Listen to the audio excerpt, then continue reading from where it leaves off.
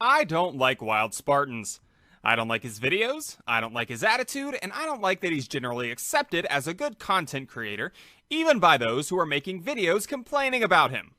He's being such a hypocrite. His content is amazing. Like, I don't know if you've realised his content is fucking brilliant. Like, I actually love his videos. I watch nearly all of his videos. Yes, I don't leave feedback all the time. But what I like even less than all of that is the fact that he's #1 on my related channels page, meaning, apparently, YouTube sees me and him as extremely similar. Go fuck yourself, YouTube.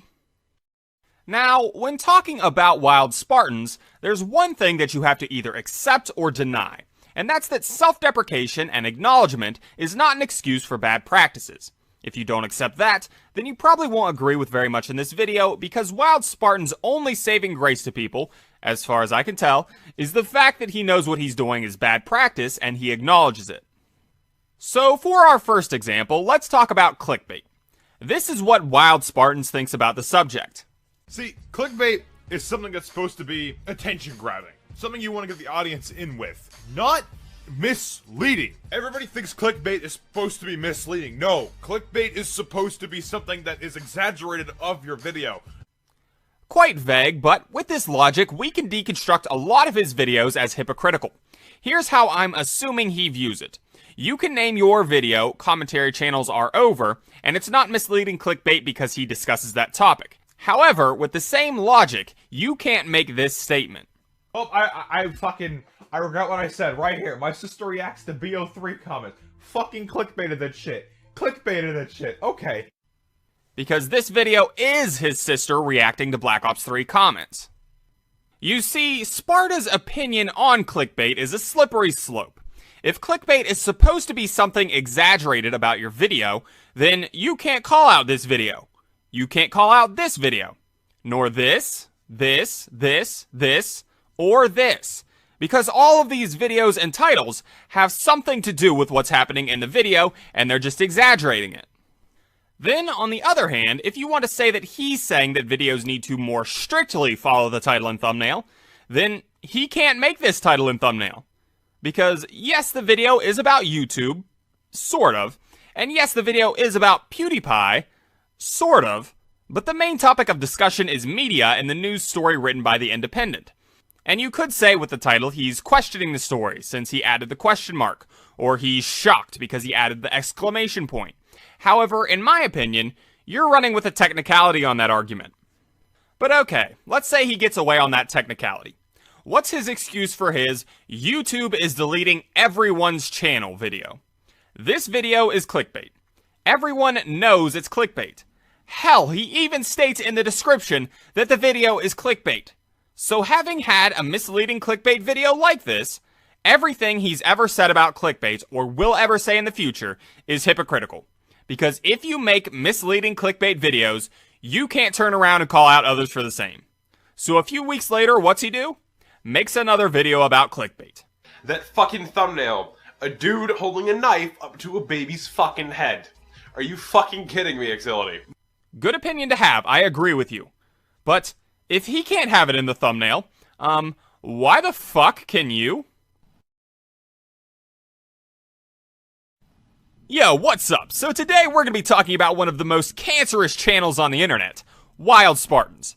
This channel is run by a retarded cunt who likes to make regurgitated rants about what's trending and uses zooming in toward his face instead of actually scripting... Oh, what are those called? Oh yeah, jokes. So, if you didn't hear, the beta podcast is over. The retards over there couldn't settle their shit in private. Now, not really retards, I should say. More like one retard, and that one retard is Keemstar. Damn! I think that dude's trying to out-retard me. No one out-retards the shark. You will never best me in a game of extended vocabulary. What'd he get, 4? That's what I counted. Let's play that back on mute. I know I can beat that benchmark. This retard's originality is about as limited as his retarded vocabulary. But what's even more retarded are the retards who tweet things like this to this retard. 5, bitch. Surprise, surprise. Your shark is the retarded champion once again. Suck it. Suck it. Suck it. The next issue with WildSpartanz is his opinion, or more specifically, his lack thereof. You see, the majority of WildSpartanz videos follow trending topics, which I mean, depending on how you look at it, could be bad or it could be good. Now, generally, consensus goes that you can jump on a trending topic if you're going to add to that conversation. At least that's how it seems most people lean when the issue is brought up. So we're going to take a look at the WildSpartanz video, Commentary Channels Are Over, as well as the I'm Alex video, The Death of Commentary Channels, Leafy is Here. I'm Alex's video came out November 15th, 2016, and WildSpartanz video came out November 19th, 2016. Yes, we slayed the mighty Leafy who makes bad content and he doesn't credit anyone. But then you also slayed a 100 million view a month channel, which brings just constant support to other channels, because... Now, I cannot really explain the view drop in a whole. I don't know exactly where it's coming from, but I can make a suggestion, and Leafy's fall is my suggestion. For people complaining that the commentary community is on its way down, on a downward spiral that's never going to end it, stop using Overwatch gameplay.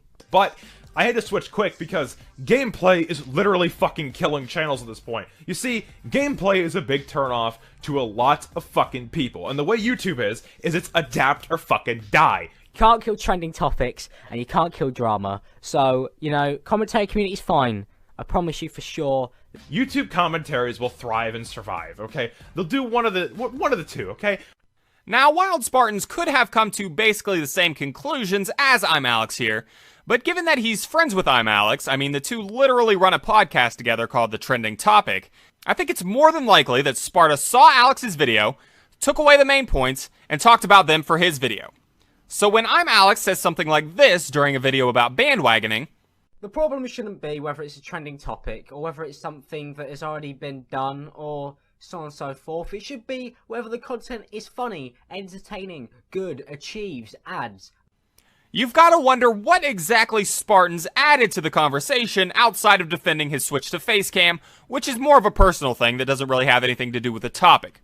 But that's not really even the point. The point is that Sparta's opinion is as shallow and superficial as can be found on YouTube, which is probably why he does trending topics in the first place.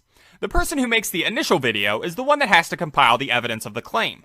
Therefore, all he has to do is reciprocate that information and give his superficial opinion on the matter, adding nothing of any benefit to anyone other than a few hundred curse words, which is apparently entertaining. No, but seriously, that was the worst attempt at being funny I've ever fucking seen. I just voice cracked 3 times. Like, I don't even try to be funny here. I try to be entertaining. But, seeing as I'm not WildSpartanz and I actually look at stuff before I just spout opinion, let me provide you with some proof. Here's a video about Lance Stewart complaining about him using his girlfriend as clickbait. Eki's video came out September 5th, 2016, Sparta's on September 24th, 2016. Here's a video about Zoe Berger, saying she shouldn't be allowed on YouTube and complaining about the age restriction system. Eki's video came out September 20th, 2016, Sparta's on September 21st, 2016. Here's Sparta's first video on Exility, talking about his clickbait. Trolls' video came out July 26th, 2016, Sparta's on July 27th, 2016. And finally, here's his second video talking about Exility and his clickbait, which has now gone too far. Trolls' video came out December 2nd, 2016, Sparta's on December 4th, 2016. These two videos are extremely similar in title, and we know that Sparta didn't look anything into the subject other than Trolls' video, because this thumbnail, the one that got him so fired up, here's what he had to say about that video. That fucking thumbnail. A dude holding a knife up to a baby's fucking head. Are you fucking kidding me, Exility? Now, it's not so much the fact that this is clickbait, it's what the clickbait is. Is this even, like, I didn't click the video, who the fuck would? But this is probably misleading, knowing Exility. You know who should probably watch that video? Someone who's going to use it as the anchor to their own video. This is the video version of someone going to a random video and disliking it solely based on outside opinion. And I'm not saying Exility is good by any means. I'm just saying fact check your shit. Now, I'm not against these videos because they involve Sparta talking about something that's trending. I'm against these videos because they add very little, if anything, to the topic.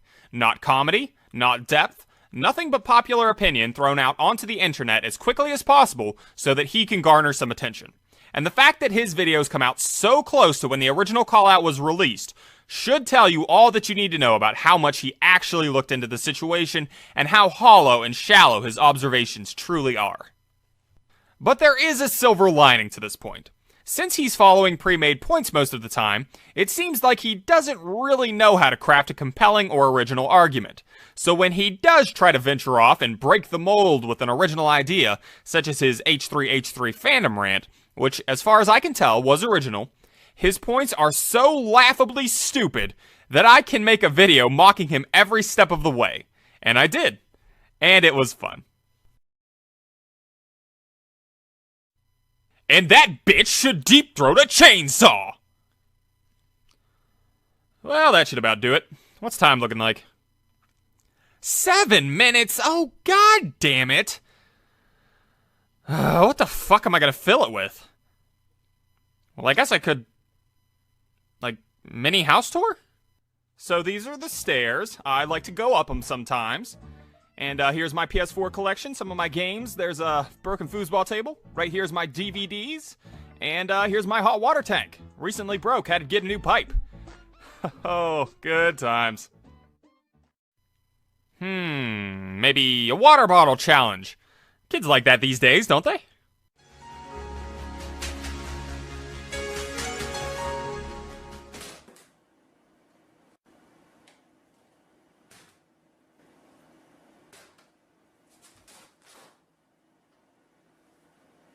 Or I guess I could just Markiplier it and stare at an inanimate object for a few minutes.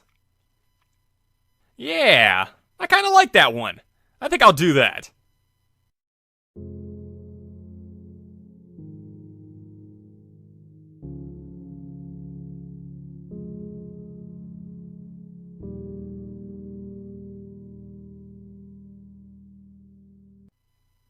Wait a minute.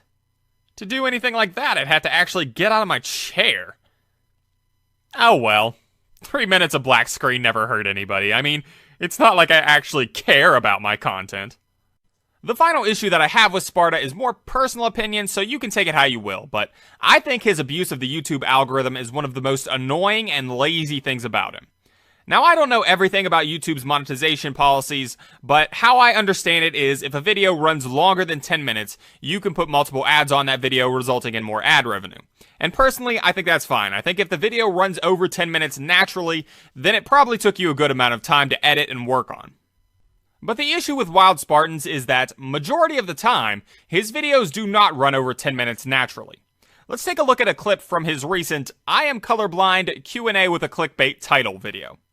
You guys want to know a secret? This video was 12 minutes before I cut out little gaps and questions I fucked up on. But if you made it this far, if you made it to like all of these before, you're fucking weird. Like, I would never watch this far. I would probably be mad at me if I was a viewer, and this dude every time had this little outro clip after the outro where he just rambled about how he loves ad revenue.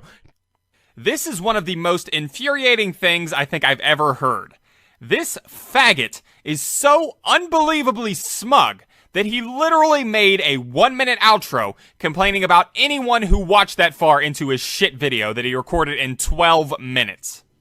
I just don't understand. You put no effort into your videos, you don't have a script, you don't have your own opinion, you don't have any respect for your fans, you can't even make a video more than 10 minutes long and be interesting. You said in a pitch black fucking background that you recorded 12 minutes, but like 4 of those minutes were you fucking up words. Well then, make a compilation at the end of the video as a gag reel or something. Or, I don't know, review fan art for a minute at the end. Jesus fucking Christ, you lazy cunt. Do something. And what's even worse about this is that he has the full support of the commentary community who should be massacring him for this bullshit. He's a money-grubbing, unoriginal, hypocritical clickbaiter, and apparently that's fine. Maybe the commentary community is just full of a bunch of morons who can't swim to the shores of sanity because they keep getting pulled back into the water by the undercurrent of their own retardation. Or, more likely, they've never managed to make it through one of his videos because he's just so fucking annoying. So as you've probably guessed by this point, if you've been with my channel for a while, I am quite obviously an avid bicyclist. Now, it's not something that I talk about all that often because, well, to be completely honest with you, I don't know how kind the internet would be to me if I donned the spandex for it, but still, cycling is one of the greatest joys of my life. And as such, I follow a lot of cycling channels on this website. You know, you've got your standard bicycle enthusiasts, my personal crew. Just a bunch of good, hearty, salt-of-the-earth guys who like to have a solid piece of steel between their knees. Then, you know, you've got the freaks. Unicyclists, tricyclists, unnatural motherfuckers. Just freaks me out to see these carny bastards attempting to bring their filth into the normal world. Take it back to the big tent, Goggles, not on my streets. Anyways, then you've got the bad boys of the cycle world, the motorcyclists. You ever seen the Predator bang a stripper while pulling off some sick cycle tricks? No? Well, then you ain't been watching the right types of videos, my friend. Yes, sir, you'll find some real Hell's Angels if you go searching on here. For example, does this look like a guy that you want to F with? So today, I'm going to talk about the exciting subject of battery maintenance. Hell no! But I'll get there one day. Until then, I've always got Esmeralda to keep me company. But that doesn't mean that I can't keep up with what's going on in the motorcycle world, however. And if there's one man that I go to for all my motorcycle needs, it's gotta be Jarrett Capizzi. You see, Jarrett has what we in the cycling industry call some killer bikes. Just look at that bad boy. Those wheels in that color? I bet he's even got some sprockets and carbon fiber giblets up inside of its cachet. I don't know, whatever. I came to this channel to see some rough and ready bike riding action, and that's all that matters. What is up, guys? Jarrett Campese with the beautiful Christina K. Welcome back to the channel. Teens was actually in the process of putting away some of her bikinis. What? Bikinis? I thought this was a motorcycle / lifting / track and field channel. It says so right in the banner. Well, this is certainly not why I subscribe to this channel, that's for sure. But in the spirit of giving others a fair shake, I'll see where this goes. But just take note that this woman in her bikinis is definitely not what I signed up for, Jarrett. Definitely. Anyway, she does a lot of stuff with bikinis and everything like that. Actually, if you're interested, you can check out her Patreon page. I'll put it in the description below. So the first thing you're going to do is link me to her Patreon page. It's a bold strategy, Cotton. Let's see if it pays off for him. And why exactly would I want to go to her Patreon page? You think that the first thing that I do when I learn about someone new is throw a couple of dollars at them? Because that's exactly what I do. And my wallet's bone dry at the moment, man. I'm sorry. But even so, I mean, I feel like I should at least visit the page, you know, just in the spirit of a fact checking. Okay, let's see here. You must be 18 plus to view this content. Damn it! Thwarted again by those damn age restrictions. Sharks only live to be 20 to 30. I swear, the internet is so specious sometimes. But anyway, I thought it would be fun to do like one of those rating my girlfriend's bikini videos. Jarrett, I am surprised at you. Here I am on your channel looking for some clean, wholesome motorcycle action, and you decide that you'd rather try your hand at objectifying women? What in the hell is the matter with you? Do you think that this poor defenseless girl came onto your channel so that you could rate how attractive you find her in certain outfits? I'm sure she's so pleased to know that 200,000 something odd preteen boys and one shark are on your channel trying to crack one out to her. Nice one, man. And another thing, Jarrett. Do you think that... Oh, wait. False alarm. False alarm, everyone. She's fine with it. That one's my bad. Feel free to crack one out to her. She knows what she's here for. Yeah, her butt is like a bubble, and so if bikinis cover it, it doesn't look nearly as good as what it should. Okay. I think I'm starting to see where this fits in with the whole cycling world. After all, the butt is one of the most important parts that you're going to be using if you're living it up in the cycling world. And as for the bikini, let me give my 2 cents on it. First off, as confirmed by Google, a bikini is a 2-piece bathing suit. As someone who apparently wears one for a living, I would think you would be aware of this, but I won't hold it against you. Furthermore, Jarrett's bringing up some serious points here. Her butt does look quite small in that bikini. I've taken the time to create an artistic rendition of how your butt looks in this particular piece of swimwear, and as you can see, it's quite unflattering. My personal suggestion would be something much more revealing that could potentially be used in the thumbnail to bring in some more. Oh, there you go. See, look how much better her butt looks when there's like not a lot of coverage, because sometimes bikinis will like smush your butt in and then it just doesn't look as good. Look, man, facts is facts. And Jarrett, he got the facts. Less clothing, bigger booty, as clearly seen in Exhibit A and Exhibit B. Do you think Sir Mix-a-Lot would be singing about the girl in Exhibit A? Fuck no. But when Exhibit B rolls around, I like big butts and I cannot lie. And logic following that trend, her Patreon might have even more exhibits to peruse, if you know what I'm saying. I mean, you have $5 to chip in for more bikini pics, don't you? I mean, what else are you gonna spend your money on? Food? Drinks? Clothing? Video game? What day is it? Resident Evil 2 comes out in like 5 days. Fuck! I've gotta get a job. I rate this video 3.5 out of 10. So RiceGum responded to the content cop, and it was interesting, to say the least. It wasn't terrible, but it had a lot of whataboutery peppered into it to discredit criticisms made by IDubbbz by saying, yeah, okay, I'm sorry and all that, but look what he's doing. It's a common tactic on YouTube, and for his audience, it seems to be appeasing them to some degree. But, to put it bluntly, even if IDubbbz were being hypocritical in some places, his criticisms of your content wouldn't be any less true. They would just reflect poorly on him. But let's take a look at some of the points RiceGum brought up in his 23-minute defense, presumably held together by the 5 ads he sprinkled in. So he starts off with his defense of his rape comment, and I'd also like to point out that in a video where he discusses the rape comment quite extensively, he gets 5 fucking ads. I can't even make fun of must-watch videos without my shit getting tagged as inappropriate for all advertisers, but he gets 5 ads. But that's neither here nor there. His defense boils down to, it's old news. But the thing is, like, this is kind of old news. Like, I remember I was getting roasted for this like a year ago. I've already apologized. But guys, like I said, I'm sorry. I don't know what else I have to do. You guys want me to like go back in time and like reverse the word? And of course, a healthy dose of whataboutery. Like, I know I fucked up, but like, IDubbbz really, out of everyone to call me out, this guy calls me out. Now I don't know the context of IDubbbz's tweets there, but from the video, it's meant to be offensive comedy. Not particularly funny in my opinion, but an offhand offensive remark. As for the tweets, they look bad in the context given, but I'd have to assume again that it's offensive comedy. But since I don't know what the context is, I can't really make that call.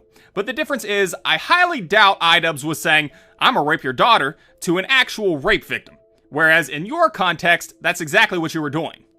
It's hardly the same case to be made unless that's the hidden context of the tweets.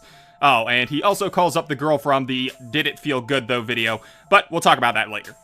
You remember that one time when we were like live streaming? You remember that, right? His next point is about his old live stream clips, with him calling random girls and acting cringy. When was the last time you got dick? Last night. What hole? Is that what you're asking me? He makes an interesting point about a comparison to PewDiePie. You know, sometimes a lot of things I was saying were just plain out stupid, but sometimes too, things just slip out. Accidents do happen. I mean, look at your homie PewDiePie. What a fucking nigger. But it's again a case of whataboutery to pass the buck. This time not even to IDubbbz, but to PewDiePie, who only had a cameo in the video. Then RiceGum expands this point to say that his comments were jokes. But were they really jokes? Have a good night. Peace. Damn, son. I wish I see her titties. And what is the punchline there exactly? But he then expands upon that to say that IDubbbz using the N-word is funny to his audience because they know it's a joke. And even though this is more whataboutery, it serves a decent point. He also has several black dudes tell us that if you fuck with Rice, you're dead. Rice up next, motherfuckers. Fuck with Rice. Yeah, you fuck with Rice, you know what. Fuck with Rice, motherfucking dead, nigga. And to that, I'd just like to say, I doubt it. Overall, though, this point is probably one of his best. It's a subjective thing to call his streams bad. However, this point builds a straw man out of IDubbbz's argument, which was never that his old streams were bad, but to show that RiceGum seems to have a constant need to show his audience that he can get girls, as well as setting up for one of IDubbbz's best points later on in the content cop. So it's effective for RiceGum to talk about his streams, but doesn't really negate their purpose from the content cop. To show you that I get women. Do you believe that I'm not gay yet? RiceGum's next move is to attack IDubbbz on his older videos, saying that he's probably insecure about them. But like, is IDubbbz deleting his videos, hiding something from us because he's insecure about his old videos? And that everyone changes as a person. I'm not bringing up all these old clips to make him look bad. I'm just trying to say everyone changes as a person, and as a content creator, your content is going to change with your personality, right? And while I agree with this sentiment that people change over time, and that IDubbbz has certainly shifted his persona as he's gotten more comfortable with himself as a creator, any and all points RiceGum may have made in this section are pretty much null and void because of a statement that he makes later on in the video. How are you going to tell me who I am as a person? As if you know me. Get off of my dick. So if IDubbbz can't make assumptions about your content, seems a bit hypocritical and moronic to make assumptions about why he got rid of his older videos. And chances are it had less to do with insecurity and more to do with a huge shift in genre, considering he decided to make an entire channel dedicated to games instead of continuing it on his main. Hey everybody, and welcome back to another episode of GTA 5. Today we'll be looking at a few different mods. The next point is about RiceGum's flexing. He gives a defense of it in his songs. Okay, I know I'm not an A-list rapper, but if you're gonna get mad at me for flexing in a song, then you need to get mad at the whole world in hip-hop because everyone does it. As well as giving a reason, if you want to call it that, of why he feels the need to give the prices to everything. But sometimes I just say the price tag just for the purpose of the video because I feel like my audience, my viewers, have the same taste of clothes as me and they're kind of interested in that type of stuff. And finally giving us a sob story because, unlike most of us, he couldn't afford Gucci when he was growing up. Before you guys hate on me, I'm sorry, but like, put yourself in my shoes. Imagine growing up and going to school and seeing all your friends have these cool stuff and you know, you kind of want that stuff too, but at the time, you didn't have enough money. Ah, poor RiceGum. I remember all the fun that I used to have diving into my pool of money when I was a kid. RiceGum's justifications here are monumentally idiotic. Not all rap revolves around money. I don't listen to that much rap, but I know that Eminem usually doesn't rap about how much money he makes, nor does someone like Kendrick Lamar. It's a non-point to again say, yeah, I'm doing it, but so are all these people. Then he hits us with his audience probably has the same taste. It's possible, but your audience is almost certainly majority children. Most children aren't running around buying the most expensive things off the rack. Then the sob story accentuated with sad music, it's just an appeal to a reason why he's showing off that has no real weight to it. And one day I decided, you know what, I'm tired of being broke, let's try to get rich, you know? We then go to the 10-minute mark point where RiceGum's reasoning again boils down to whataboutery and again deals with PewDiePie. Which, okay, good argument against PewDiePie, I guess? But just because PewDiePie is doing something doesn't vindicate anyone else. It's just another non-point, this time not even relating to IDubbbz. I find this pretty ironic that your friend and someone that was in the video roasting me is someone that does it more than anyone on YouTube. RiceGum then makes the point about IDubbbz claiming his videos aren't jokes when IDubbbz doesn't know him, which is what I showed earlier. All my videos are jokes. I don't know how he's gonna tell me what my videos are or aren't, you know what I'm saying? Like, before getting to one of the main points of IDubbbz video about filming without consent, where RiceGum again uses the 2 years ago card, as well as makes the claim that he wanted the girls to act natural, so that's why he didn't tell him. Live streaming and someone asked me, am I live? And I'm just like, no, just so they're just more natural because as soon as they know they're live, they're gonna start acting weird and all awkward. Before again going back to the, look, IDubbbz does it too. However, IDubbbz actually knows a lot about filming people without consent. So for the girls acting more natural, I mean, it's a justification, I guess, but it doesn't really matter what your intentions for doing it were. It's not really a valid reason for doing it, so why even bring up your motivations? And as for IDubbbz recording you without his consent, fair enough that you wanted him to take his criticisms to your face. But like, if you don't like me that much to be, you know, talking shit without me knowing and then talking shit online, at least come up to me and say it to my face. But it is hardly comparable to you talking to girls on Omegle, telling them that you're not recording, and apparently trying to get them to flash you in front of an audience of thousands. I got cleavage. We do the cleavage. Boom. There's the cleavage. He also brought up a few other things, like discussing the clickbait challenge and why he didn't go through with it. And some people that were participating in the challenge, they started clickbaiting the tragedy, right? Like, it would be this title about the tragedy, and you would click on it, and the first thing in the description was RiceGum clickbait challenge. Fair enough, but still not truthful to your audience, as well as two other miscellaneous things that really made this a much stupider video than it could have been if it was just a straight response. For the first one, he decided to call up the girl from the Did It Feel Good Though video and make a sketch out of it that made no fucking sense. First calling her up and apologizing to her, then having her do a faux strip dance on a stripper pole because apparently she's a stripper now, and then taking her on a shopping spree. Which I guess gives us the moral that if you make offensive comments to someone who was raped, you can just buy them off with lingerie and a dollar gun. He also made a point to say that IDubbbz has been basically stalking him. Get off of my dick. But since IDubbbz is like my biggest fan ever, I mean, he remembers everything. This guy literally spent the last month, I mean, year, who knows, researching on me. And now he's finding every way possible to hate on me. Like, he made a 30-minute video. This guy is literally in love with me. He is obsessed with me. Get off of my dick, bro. And look, RiceGum, it's called research. I know you aren't very familiar with the term because you're out here making daily vlogs and kidnapping Logan Paul's roommate, but if you want to make a well-informed video, it's something that you should probably learn to do. Otherwise, you'll make something similar to this, where all your points boil down to, guys, I'm sorry, but look what he's doing.